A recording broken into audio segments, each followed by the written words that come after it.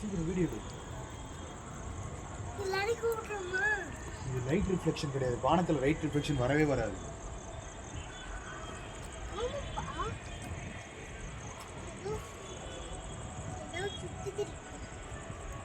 அப்புறம் அங்கிருந்து நகர்ந்துக்கிட்டே வருது.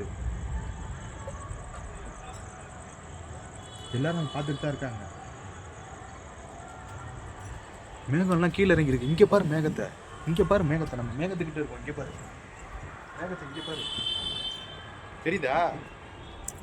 மேகம்லாம் கீழே இறங்கி கிடக்கு. இங்கே பாரு. அது பறவையா என்னன்னு தெரியல. எப்படி சுத்த